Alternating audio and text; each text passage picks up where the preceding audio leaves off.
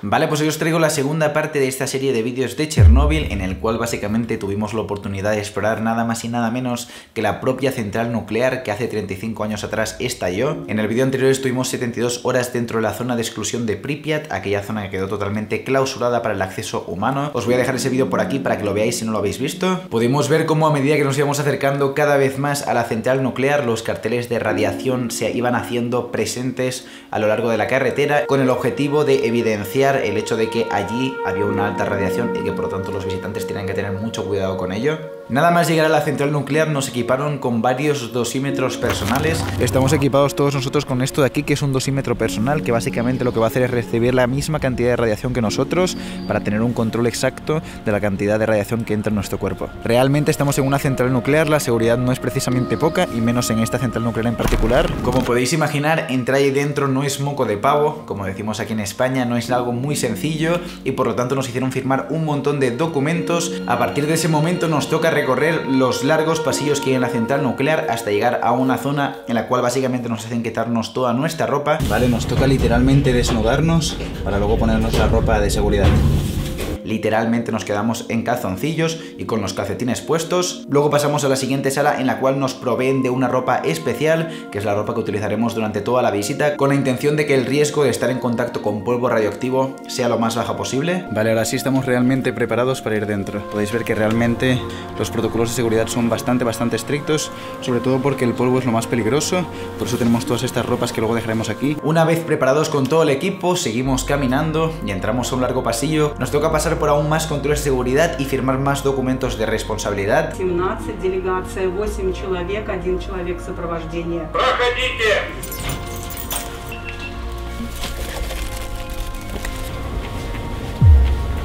Ahora estamos en lo que se conoce como el pasillo dorado, que medía nada más y nada menos que 1 kilómetro de largo, y básicamente se encargaba de conectar todas las salas de control que están en este lado de aquí, junto con los reactores que están al otro lado. En este pasillo conecta desde el reactor número 1 hasta el reactor número 4 al fondo, que ya sabéis que es el reactor el cual explotó y que básicamente paralizó toda la obra de esta estructura. Realmente el plan inicial era que en total en esta central nuclear iban a haber 12 reactores, de los cuales se llegaron a construir 4, 2 de ellos, el quinto y el sexto, ya estaban en plena construcción cuando ocurrió el accidente, y los otros 6 no llegaron a ser iniciados realmente nunca. Y por fin entramos a la primera de las salas que vamos a visitar, en la cual podemos ver a 2 operarios que aún operan y trabajan en la central, ya que a día de hoy, aunque cueste creerlo, siguen trabajando personas allí, aproximadamente una cuarta parte de las personas que trabajaban previamente, y es que aún hay muchas funciones de desmantelamiento y de mantenimiento que necesita la central nuclear para poder mantenerse segura, personas las cuales tienen permitido trabajar allí solamente durante la mitad del mes, precisamente con la intención de intentar disminuir el riesgo de radiación. Podemos ver que todo el equipo que allí se encuentra es un equipo bastante antiguo y bastante, quizás, fuera de época,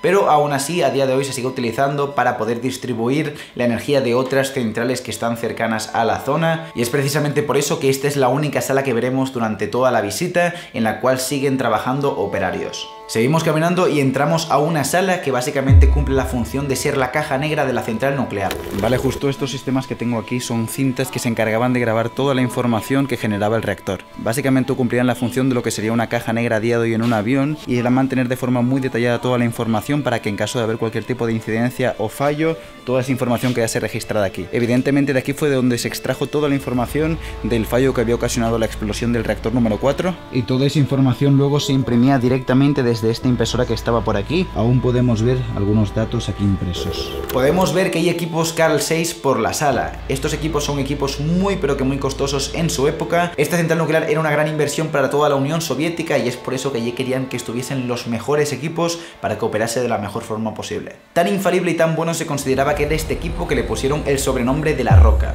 para que os imaginéis un poco la confianza que tenían en todos los equipos que estaban utilizando por aquel entonces. Seguimos caminando cientos de metros, y cuando digo cientos de metros no estoy exagerando, ya que este túnel que estáis viendo dorado, con las paredes de metal, medía más de 1 kilómetro, hasta llegar a la sala de control número 3, que básicamente era la sala de control con la que se operaba el reactor número 3. Esta sala era prácticamente idéntica a la sala de control número 4, así que grabárosla bien en los ojos para que luego la comparéis con la que vamos a ver más adelante. Ahí estaban todos los equipos necesarios para poder operar un reactor nuclear, desde el cual los trabajadores pues iban toqueteando todo y haciendo que el reactor funcionase de forma óptima. Vamos a ver un círculo de LEDs en una de las pantallas. También quedaros con esta imagen porque más adelante vais a entender exactamente a qué se referían estos LEDs de aquí y qué es lo que estaban informando. Y además de eso pudimos ver también la zona en la cual estaría ubicado el botón con el cual se apagaba el reactor y que se presionó con la intención de que el reactor 4 no explotase, pero en este caso evidentemente ya era demasiado tarde y el reactor número 4 de igual manera explotó. Para aquellos que no sepáis por qué razón explotó el reactor número 4, básicamente se estaban llevando a cabo una serie de protocolos de seguridad, eran unas pruebas que debían informar de cómo se comportaba el reactor en el caso de una falla de suministro y que por lo tanto de que el suministro que debería recibir el reactor fuese inferior al que estaba recibiendo. Todas estas pruebas no se deberían haber hecho en la central nuclear, sino que se deberían haber hecho de forma previa a instalar el reactor, cosa que no se hizo y que evidentemente se pagó muy pero que muy cara. En este momento empezamos a acceder a los pasillos que nos van a llevar hasta el reactor número 4. En esta zona sí que sí, la radiación empieza a incrementar bastante. En este momento empiezan a sonar sin parar todos los contadores Geiger, informándonos que hay una radiación bastante elevada. En este momento ya nos hemos equipado con unos guantes y una mascarilla para intentar no inhalar ningún tipo de radiación de esta sala en concreto, mascarilla que nada más salir de la sala de control vamos a tener que tirar a la basura. Y es en este preciso momento en el que accedemos al reactor número 4 y en concreto a la sala de control del reactor, y como podéis ver evidentemente la imagen luce muy pero que muy distinta a la imagen que hemos visto del reactor número 3. Vemos un nivel de radiación mucho pero que mucho más elevado, hay unas pequeñas zonas incluso donde podemos ver una radiación de 13 microsieverts que es bastante alta, no tan alta como algunos puntos que pudimos ver a lo largo de la exploración de la zona de exclusión de Pripyat. Esto es debido a que evidentemente todas estas zonas han sido lavadas incontables veces con la intención de poder reducir esta radiación, pero aún así es imposible que baje aún a un nivel inferior. Para ello tendrán que pasar cientos de años, por no decir más bien miles. Sabéis que es la peor catástrofe nuclear que ha habido en la historia de la humanidad, incluso en comparación con Hiroshima, Nagasaki y Fukushima. Ninguna se compara con el peligro y con la cantidad de radiación que emanó de esta central nuclear en la que estamos en este momento. O mejor dicho, estuve, porque ahora no estoy ahí. Pero bueno, estuve.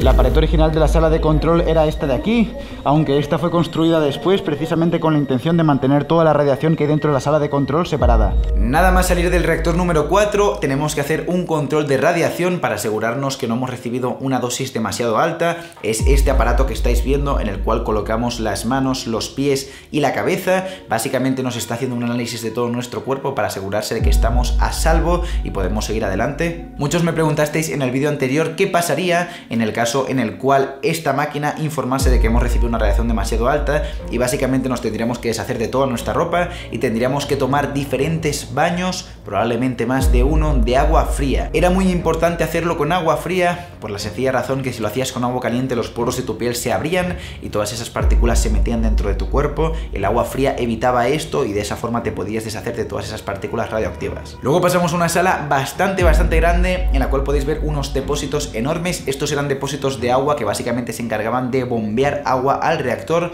para poderlo refrigerar. Un dato curioso es que en el momento en el cual hubo la explosión, las personas que estaban operando el reactor número 4 no pensaron en ningún momento que lo que había explotado era el reactor. Era tan totalmente increíble la posibilidad de que hubiese explotado un reactor nuclear y era algo que nadie se habría imaginado, que ellos lo que pensaron en ese momento que había explotado era precisamente lo que estáis viendo, que son estos depósitos de agua por evidentemente no poder contener la presión del agua que estaba ahí dentro y que habían estallado. Fue bastante tiempo después en el cual por fin se dieron cuenta que lo que había explotado no eran estos depósitos de agua, sino que había explotado el reactor en sí mismo. Tan descabellada y tan loca era la idea de que hubiese ocurrido algo así de impensable que ellos ni siquiera lo querían aceptar. Seguimos caminando y seguimos viendo señales de radiación por doquier, allá a cada lado que miramos, y por fin entramos al reactor número 3. El grosor de la puerta. Dios. Y ahora sí que sí, Estamos en el núcleo del reactor, el corazón de la máquina. Esto es para que veáis exactamente cómo lucía el reactor 4. Esta parte que vais a ver en sí ya es el reactor, es la parte donde estaba todo el combustible radioactivo y que fue la que estalló, en este caso en el reactor número 4, hace tantos años atrás. Algunos de estos contenedores cuadrados que estáis viendo eran los que utilizaban para mantener allí dentro el combustible radioactivo. Otros de ellos contenían materiales que se utilizaban para poder compensar la reacción nuclear y poderla estabilizar. Era una especie de enorme piscina en la cual tenían que estar en equilibrio un montón de materiales y un montón de componentes que hacían funcionar el reactor de forma segura. Estaréis viendo también una especie de grúa que va hasta el techo de la sala, que podéis ver que es enorme, que básicamente lo que hacía era ir moviendo precisamente estos cubos de una zona a otra con la intención de poder ir controlando la reacción nuclear y poder hacer que aquello funcionase de forma óptima. Probablemente este enorme círculo en el que estamos ahora mismo os suene,